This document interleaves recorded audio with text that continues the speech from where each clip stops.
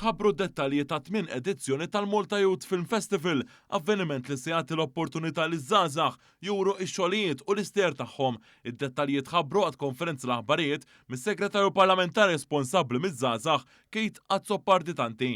Dan l-avveniment annwali qed jiġi organizzat mill-Malta Film Foundation u l-Aġenzija Żgħażagħ kollaborazzjoni mal-Malta Film Commission.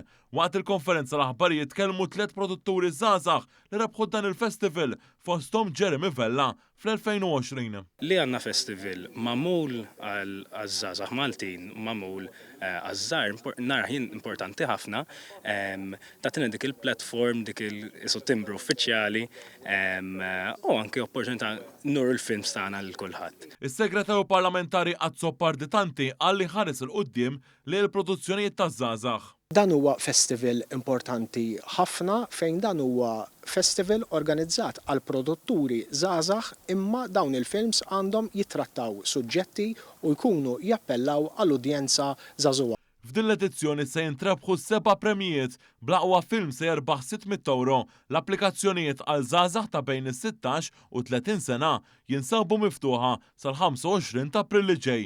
Ir-rebbieħa se jitħabbru f'Ġunju li ġej.